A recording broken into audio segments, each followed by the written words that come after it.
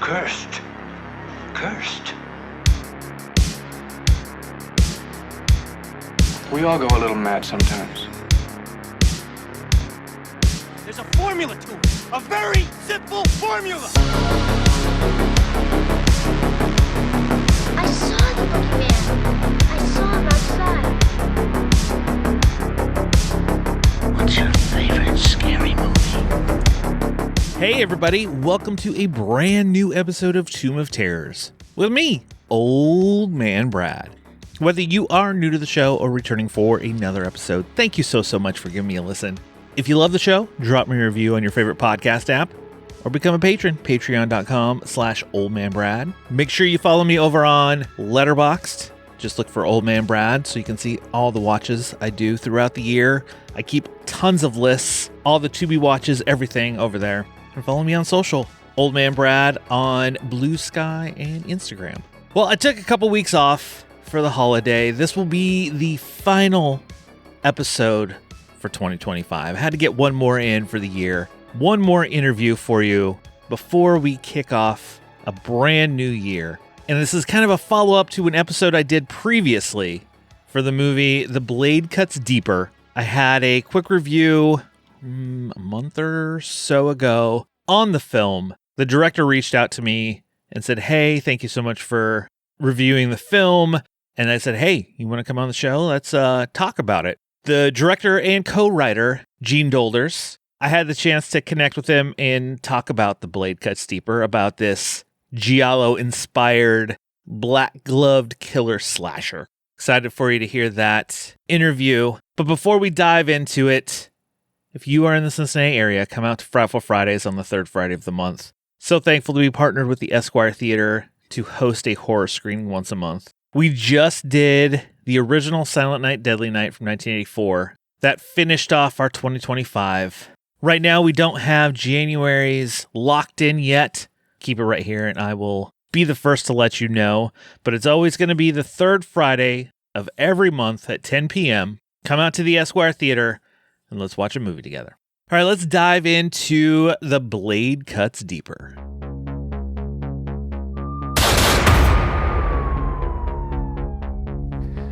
I just tell stories.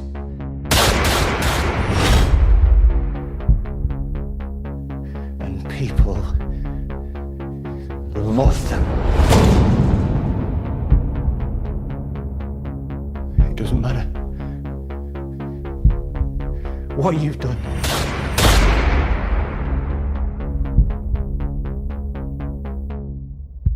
It only matters what they see. Follow a narcissistic TV host who becomes trapped in his own nightmare of televised cruelty and revenge. Content has consequences. This is directed by Gene Dolders, written by A.J. Ballard and Gene Dolders. It stars Vicky Avery, Lindsay Bennett Thompson, Kev Carter, John Tewart, Peter Durr, and many others. Not going to dive too far into my thoughts on the film. I did give my thoughts on the film previously. I enjoyed the film. I thought it did a very good job capturing the giallo feel. And when you listen to the interview, you'll hear influences that Gene had when they were writing and directing it, kind of movies he loves and all of that. I thought he did a good job with this giallo black glove killer. It has one scene in particular that is pretty nasty as far as a kill. The effects on it are great. But go check out The Blade Cuts Deeper. You can rent it, or if you have access to Hoopla, fully support Hoopla. If your local library is part of Hoopla, highly suggest Hoopla and Canopy. Connect your library card to it. They get a lot of newer stuff too, like this, The Blade Cuts Deeper. You can stream it on there, or you can rent it or purchase it. Fully support both of those. Enough of my ramble right now. Let's jump into my interview with Gene, and I will talk to you on the other side. A black-gloved killer, bloody kills, colorful lighting. These are some of the staples of a giallo film. And the new film, The Blade That Cuts Deeper, takes us back to that style. Here to talk about the film, I want to welcome in director Gene Dolders. How are you doing today? I'm good, thanks, Ben. How are you? I'm good. I'm good. Tell everybody a little bit about kind of you and AJ Ballard co-wrote this movie, correct? Yeah, that's correct, yeah. How did you come about the idea for The Blade That Cuts Deeper? Originally, this was going to be my third short film because I'd directed 2 short films before this. And the first short film I made, I wrote and directed. And then the second short film I co-wrote with Alex, who's AJ Ballard. And we've been friends since high school, so we've known each other a long time. And so Alex came up with another idea and he wrote a short script. I liked where it was going, but then we were working together to tweak it, because the way we work when we're writing something together is either I've come up with the idea or he's come up with the idea, or it's come about from discussions, however it's come up. And then, he'll write a bit, then he'll send it to me, and then I'll write a bit. When I'm writing my parts of the script, as I know I was directing it, and so I'm writing it, I can visualize it in my head.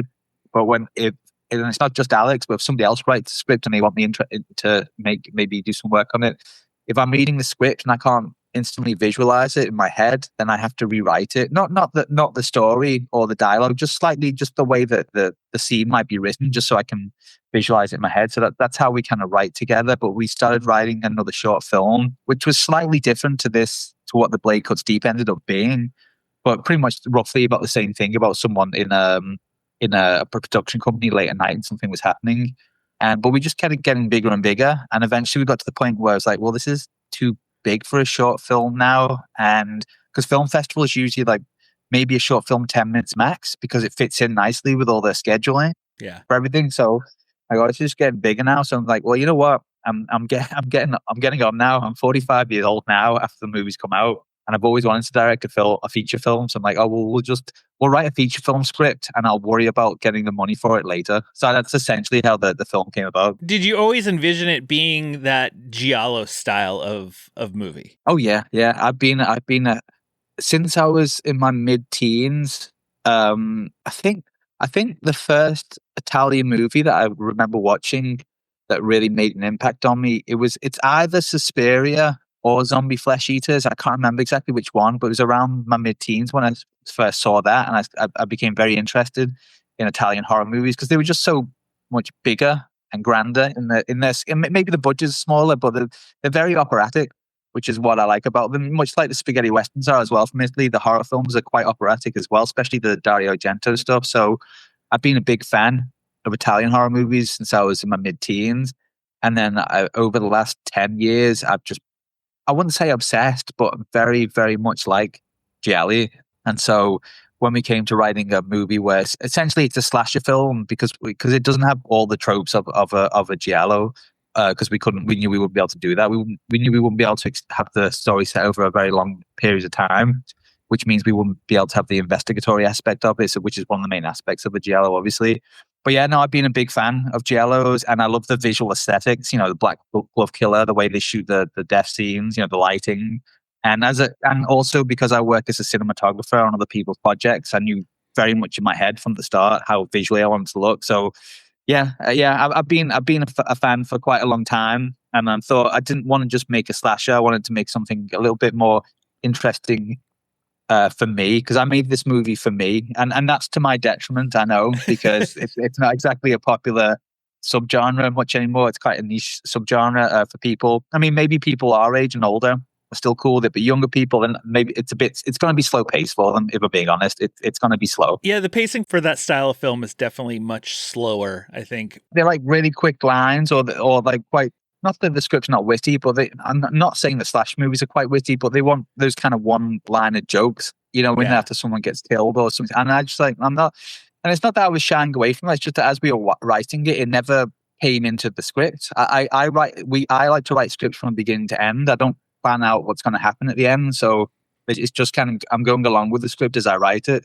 And at no point in it, I think, I should put in some kind of witty line there. Apart from a couple of things that Abbott says, but that's for his character, which is quite funny. I'm only mentioning this now just because just before we were doing this interview, I've just finished watching the new Sean Combs documentary on Netflix, The Reckoning. And I keep seeing in some of the reviews saying, you know what, there's absolutely no way a person like John Abbott exists. I'm like, well, maybe you should just go watch that documentary I've just watched, because that guy seems a bit fucking mental with the stuff that he was doing. So I think Abbott's a bit tame compared to the stuff that he was charged with. And speaking of your character, John Abbott, played by John Tewart, how did you guys kind of go to, because he's on another level of this narcissistic character. Did he bring to the table, like, what if we kind of go over the hump a little further than what you have in the script? Oh, no. So I had on set, not a physical thing, but in my mind, I had this thing called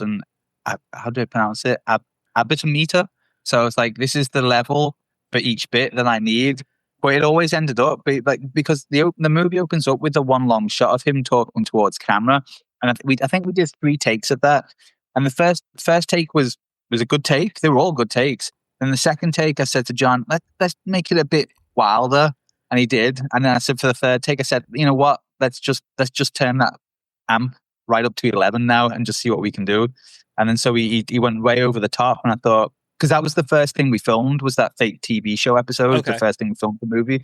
And that's good. I'm glad I did that, because when I got him to do on the third take and go over the top, I thought, yeah, I think this is how Abbott should be for the whole movie, really. He should be when he's kind of in the public. He knows he tries to try and hide it, but when he's just around his employees, he should just be, he knows he completely be himself. So Abbott is actually a mixture of 2 people that Alex and I both know. So we took the worst of the 2 people that we knew and just put them into one person. That's what we did.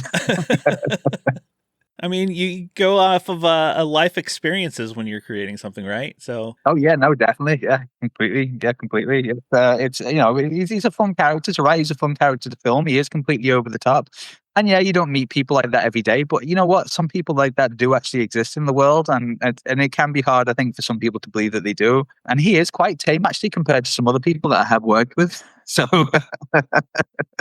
How long was the shoot for The Blade That Cuts Deeper? So because we shot the movie over 3 blocks due to financing, because that's how we financed it. So we shot in 3 blocks. The first block of shooting was the fake TV show. The second block of shooting was essentially from where the scene in the cinema starts up until we get to the production company. Then the third block of filming was almost the last half of the movie, which is where you at the end start from the production company and then up until the end of the film. So all together, it was 12 days of principal photography. And then whilst I was editing it, I realized, well, there's a couple of things I realized. 2 main things I realized is there was a couple of insert shots I forgot to get. And then whilst I was editing the movie, I said this in an interview the other day, and I hadn't admitted to it before, so I'll say it again now because it's out there, is that I was editing the movie and then realized we forgot to shoot 3 scenes in the film.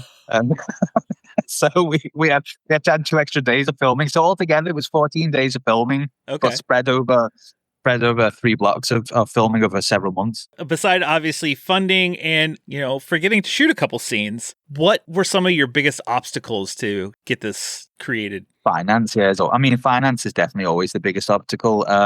Luckily, I've been working for quite a few years doing this as a camera operator, cinematographer, and working on other people's projects.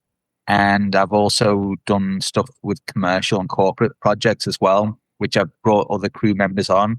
So I had a big diary of people that I knew who I could call upon, to work on the movie. And also I had almost a full set of regular actors that I like to use as well on different projects because, I just know them very well and I know what they're capable of. And also, most importantly, they're very nice people, which is the most important thing to me.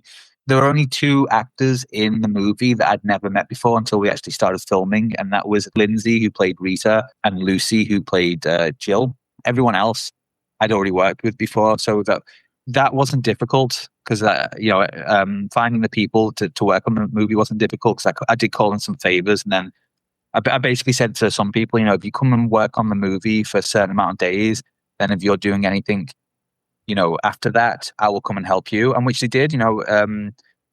Jay, who plays the character of Jackson in the movie, came and shot for a few days. And then months later, he was directing his first short film. So I went and did all the cinematography for it for free, because he'd helped me out. So we were just kind of trading jobs, I guess, in that way.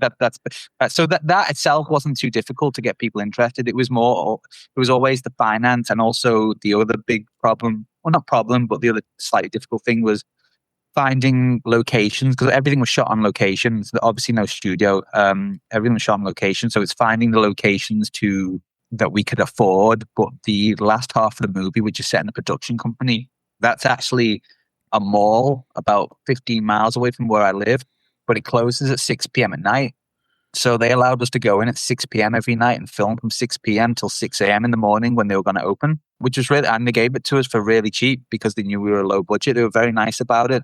And they literally just every night, we went there for 6 nights in a row to film. And every night we'd get there, they give us the keys to the whole mall and say, yeah, you go film. And then so that was really cool. Wow. And we got that last minute as well. I was up until a week, I think, until we were going to film. I still didn't have a location to shoot that whole last block of filming. And then luckily they came back to me and agreed to let us film there. So it just worked out. But so I'd say locations and financing were the two kind of biggest hurdles for this movie. There are some bloody moments in this movie. There's one scene in particular that is pretty, I guess you could say, gruesome and very bloody.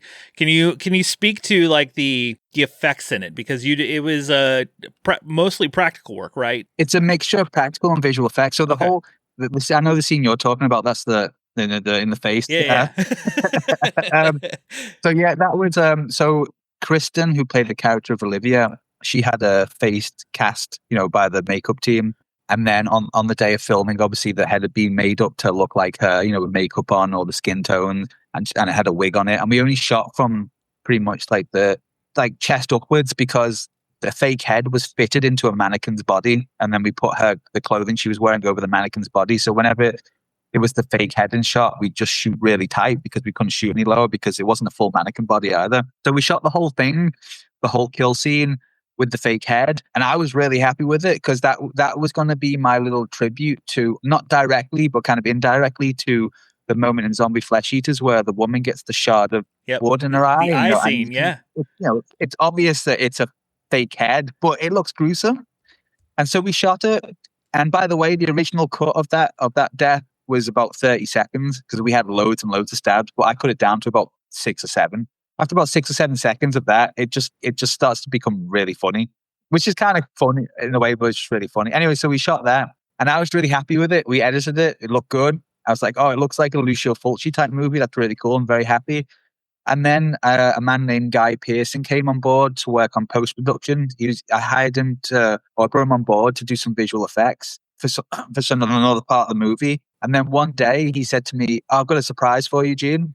And then he sent me another version of the movie, and when it got to that scene, he grafted Kristen's real face onto the dummy, so it's got the texture of the dummy when it's getting stabbed, but it actually looks like her real face and not a dummy anymore. So it gives this very surreal, trippy look to it, where it's like, it's fake, but at the same time, that really does look like her face that's getting stabbed with a kitchen knife there. Yeah. So it blended really well. He did a fantastic job on it. So yeah, it's a mixture. It's a mixture of both worlds. Okay.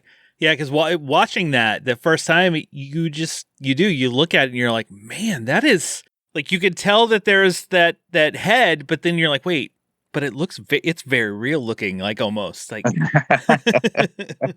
Well, I was really proud of that as well on set because we did the old reversal, because I always remember seeing footage from the making of the Dawn of the Dead where they do the machete in the head, and it had a circle for a machete, and then they took it out and then they reversed it. So that's all for the first part of the kill in that scene. We had the kitchen knife. We had 2. I cut a little bit of crescent, so it fit over her cheek, and then we rested it on her cheek and then took it off, and then I just reversed it for the first strike.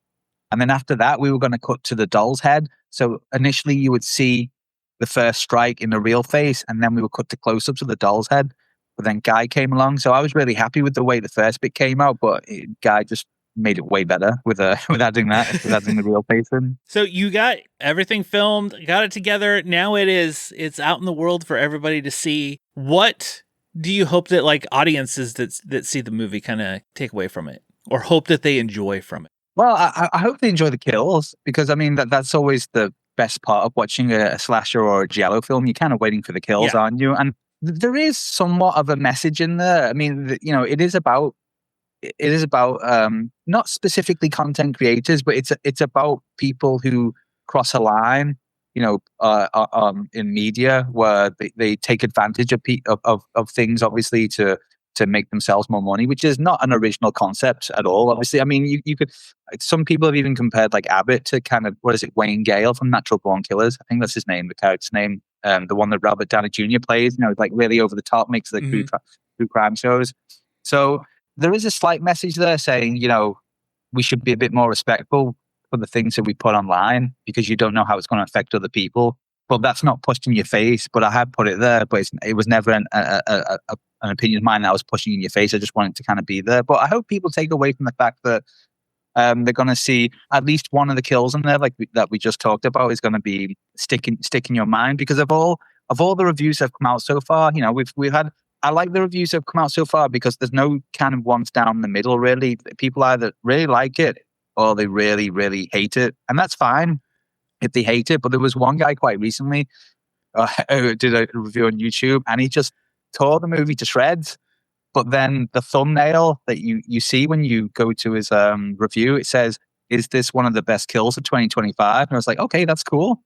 Because at least one thing stuck with him. Yeah. So if that one kill scene just sticks with you, I'm more than happy for that. You should just take away from that. But also, you know, if you're younger and you've never watched a giallo movie before, and this is kind of an introduction for you, okay, don't take my movie as like this is a true giallo movie. But if it makes you curious, go and watch the ones from the late 60s and early to mid 70s, because obviously they're the pinnacle of giallo filmmaking. So if it makes them curious to go watch some other films, and that's cool too. Yeah, and it's something over the last probably year and a half or so, I've really gotten into it more.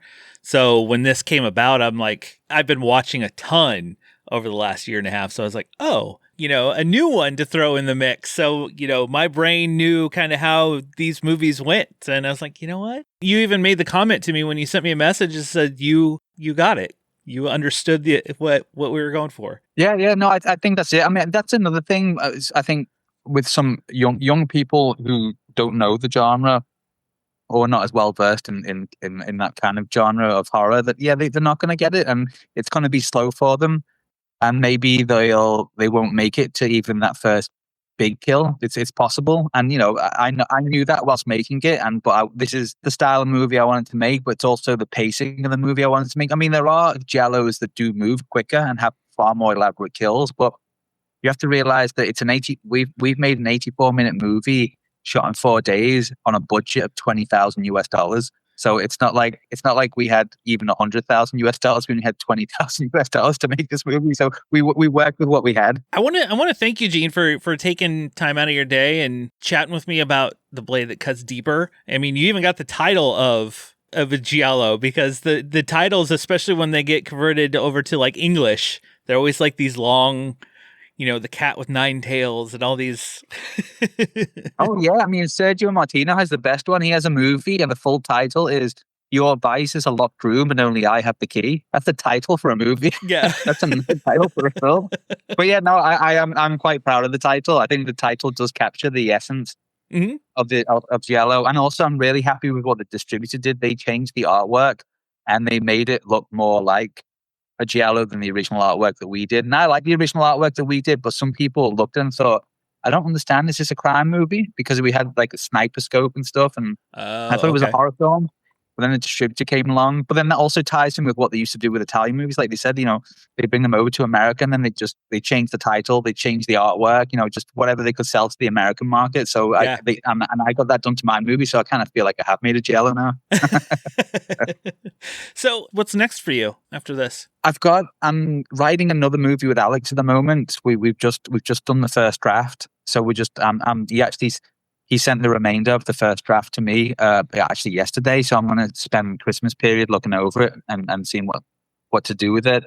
It's going to be another kind of tribute again, where we're both very big fans of a movie by Lamberto Bava called Demons, I love that film. And so we're kind of, it's kind of a tribute to that movie in a sense, a little tribute to that film. But I've also got another script, which I sent to a producer a couple of months ago.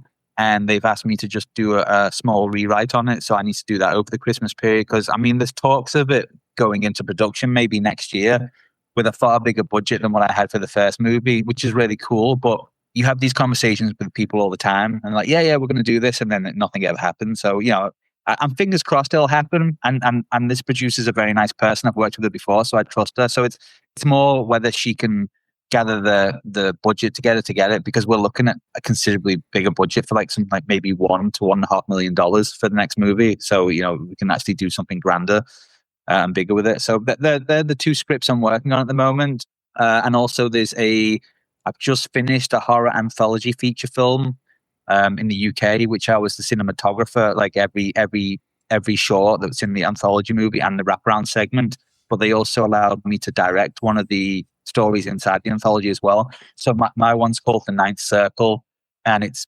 basically my real tribute to Lucio Fulci. I mean, if I had to describe it, it's kind of a mixture between, I'd say it's a mixture between The Beyond and Zombie Flesh Eaters, because they're two like really, really great Fulci horror movies. It's also a little tribute in there to Nightmare City, which is I can never think what my favorite movie is. I always go between Texas Chainsaw Massacre and Nightmare City. I don't know if you've seen Nightmare City, but it's a fantastic film. It's on my list to watch, but I haven't watched it yet. Oh, it's like the ultimate action adventure, whatever you want to call them, vampires, zombies. Many people have many different things for them, but it's a great film. But yeah, so yeah, the one movie that will be out next year, it's called Bloodstream. It's a horror anthology film. There are four stories and a wraparound segment. I was the cinematographer on the whole thing. I've directed one of them. My segment actually has Lawrence R. Harvey in it, from the Human Centipede. Funnily enough, I didn't know this. He only lives 10 miles down the road from me, so he's really close by. I got to work with him, which was cool, and direct him. So that's the only other thing I've worked on that is out next year. And then, like I said, I've got a couple of scripts on the go right now, but it's the end of the year. Everyone's winding down. No one's doing any kind of prep for next year yet. So I'll know more in January. I love a good horror anthology, so I'm gonna watch for Bloodstream coming. Yeah, you should do, man. There's some good stuff. It's very typically British, apart from maybe mine, because I went for quite an Italian aesthetic. All right. And also mine has no dialogue in it, because it's somewhat of a haunted house kind of movie, and I wanted to test myself and see if I could shoot a story without any dialogue and just create suspense and tension just through the lighting and the camera and using the actors. Because I got Lawrence, who's a great actor. Also, I brought Jay back, who I mentioned before, who plays Jack from the Blade Cut Deeper. He's the actor I always work with on every project. James Podmore, he's a great guy. So I've paired him with Lawrence. And it's those two going into a very kind of European Gothic style building, and then things happen. That's that kind of thing. Where can people follow along to you and kind of see what you have coming out, what's next, and everything else? Well, I'm on Instagram. It's G Dolders. That's GDOLDERS. Then there's the Blade Cuts Deeper has its own Facebook page. You can find that really easily. And then if you want to find, I have a company in England called Barber Green Digital. So if you go to the website bgdigital.org, you can see the stuff about the Blade Cuts Deeper, and we'll put other things in the future that we're doing on there. But that's about it. I don't really have that massive social media presence. I know I need to do it more, but I'm pretty lazy with that stuff. Well, Gene, again, I want to thank you so much for taking time out of your day to chat with me about the Blade Cuts Deeper, and everybody should go check it out, especially if you're a fan of giallo. Go check it out, because it is a very entertaining, fun film. No, thank you. I mean, in North America right now, I think it's available on Amazon, Hoopla, Fandango, and Apple TV. And if you're in the UK, it's available on Apple TV, Google, and Amazon as well. So I just get that in there at the end so people can go watch it. And I'll link to the movie in my description so people can go check it out. Thank you. Thank you very much. And thank you very much for your time today and for being patient with me. I really appreciate it. Oh, yeah, absolutely. I want to thank Gene again for taking time out of his day to chat with me. I always love hearing the behind the scenes of how these horror movies, these indie horror movies, get made. One of my favorite things doing this show is getting to connect and chat with these filmmakers of kind of how they go about creating what they wanted to do. Sometimes they wanted to do more, but they can't. Like the Horror Hound convention we have out here. Hang out with the filmmakers all weekend long, chatting with them. It's always a good time hearing those behind the scenes stories of what goes into creating these films. Hopefully one day I'll have my own. As I said before, go check out The Blade Cuts Deeper. I think in my previous review, I did a double feature and I said to pair it with New York Ripper, the Fulci film. Still fully support that. I do plan on in 2026. I've seen quite a few giallo films, but I want to watch more. There's so many out there. A lot that I haven't seen, such as Suspiria. I just watched a couple weeks ago Deep Red, the Argento film, which was phenomenal. I want to take in more of this style of film. It's something that I came across a few years ago. I knew of it. I'd seen a couple films here and there, but I never really dove into giallo. And I'm kind of glad that I came to it at this stage of my life. I think I appreciate it more now than I would have when I was younger. I appreciate the art. I appreciate everything that's put into these movies and can't wait to dig through even more of this. I have giallo films. I have a stack of Italian horror films. And those listening, this will be the first that you hear. I'm doing an entire year series. We're going to do one episode a month throughout the year. I am diving into some films from Paul Naschy, Spanish director, actor, writer. He did a ton of Wolfman movies, horror movies.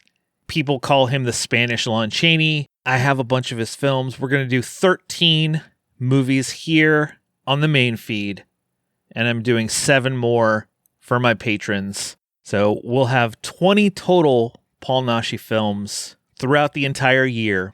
And in January, it will kick off with Frankenstein's Bloody Terror, which will be the first movie of Paul Naschy that I talk about. Came out in 1968. It's one of, I believe it was the first film he played his Wolfman character in it. He did 13 total. Make sure you subscribe to the show and you won't miss those. Go check out The Blade That Cuts Deeper. Thank you, everybody who listens to the show. I really appreciate it. 2025 was one of the best years I had for the show. Not only getting to chat with other podcasters, interacting with people who listen, new followers, doing the screenings, talking to filmmakers. It was just a fantastic year. I'm going to make 2026 even better, have even more fun. Thank you, everybody. I hope everybody had a wonderful new year. I will be back in 2026 with more episodes, more interviews, more series, all kinds of things. Until then, just snuggle up that blanket, turn off the lights, because it's okay to be scared. We'll talk to you later, everybody.